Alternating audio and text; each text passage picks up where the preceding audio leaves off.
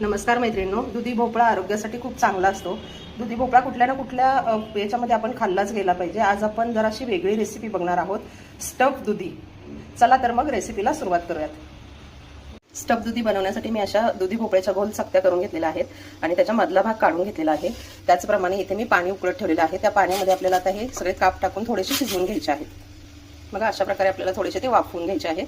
इकडे साईडला आपण ग्रेव्हीची तयारी करून घेऊया। ग्रेव्हीसाठी मी इथे पॅन मध्ये तेल घातलेलं आहे थोडं। त्याच्यामध्ये आता कांदा घालून घेत आहे। कांदा परतत आला की त्याच्यामध्ये आपण हिरवी मिरची घालून घेणार आहोत। त्यानंतर थोडंसं आलं आणि लसूण, हे सगळं पण आपल्याला छान परतून घ्यायचं आहे। हे सगळं परतल्यानंतर आपल्याला त्याच्यामध्ये टोमॅटो घालायचा आहे। बघा ह्या स्टेजला आपण याच्यामध्ये आता टोमॅटो घालून घेऊया आणि सगळं चांगलं परतून घेऊया। याच्यामध्ये आपण 7 ते 8 काजू घालणार आहोत, ते पण चांगले परतून घ्यायचे आहेत। मसाला भाजून तयार आहे। वाटताना याच्यामध्ये आपण कोथिंबीर घालून घेणार आहोत आणि या सगळ्याची प्युरी बनवून घेणार आहोत। स्टफिंगसाठी लागणारा मसाला बनवून घेऊयात। इथे तेल तापत ठेवलेलं आहे। तेलामध्ये आपण कांदा घालून घेऊया। कांदा बारीक चिरून घेतलेला आहे। कांदा बऱ्यापैकी परतून झालेला आहे। त्याच्यामध्ये आता पनीर घालून घेऊयात आपण।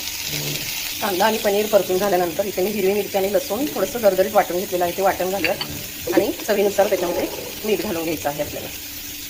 ग्रेव्ही तयार करताना आपण भोपळ्याच्या मधला जे आपण भाग काढून घेतला होता तो पण याच्यामध्ये घालून वाटून घेणार आहोत। दुधीच्या ज्या आपण चकत्या करून घेतल्या होत्या त्याच्यामध्ये आता आपण स्टफिंग भरून घेऊया। इथे मी पॅनमध्ये थोडंसं तेल घेतलं होतं, त्याच्यामध्ये आता ह्या शिजवलेल्या चकत्या ठेवून घ्यायच्या आणि त्याच्यामध्ये आपल्याला स्टफिंग भरून घ्यायचं आहे। बघा अशा प्रकारे आपल्याला याच्यामध्ये स्टफिंग भरून घ्यायचं आहे। सगळ्याच चकत्यांमध्ये आपण असं स्टफिंग भरून घेणार आहोत। बघा अशा प्रकारे सगळ्याला आपण स्टफिंग भरून घेतलेलं आहे। आता याला आपण उलटं करून दोन्ही बाजूने याला छान भाजून घेणार आहोत।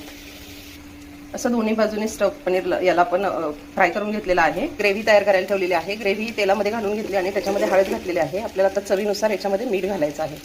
आपण ग्रीन कलरची ग्रेव्ही बनवणार आहोत। आता याच्यामध्ये पाणी घालून घेऊया। आपण जे भोपळा ज्याच्यामध्ये उकडून घेतलेला होता ना तेच पाणी याच्यामध्ये घालणार आहोत। बघा अशा प्रकारे ग्रेव्ही आपली तयार आहे। याच्यामध्ये आपल्याला आता स्टफ केलेलं सगळे ठेवून घ्यायचे आहे। बघा मैत्रिणींनो, तयार आहे आपला स्टफ दुधी। याच्यामध्ये छान आता आपण वरतून कोथिंबीर घालून घेऊयात। तयार आहे आपला स्टफ दुधी।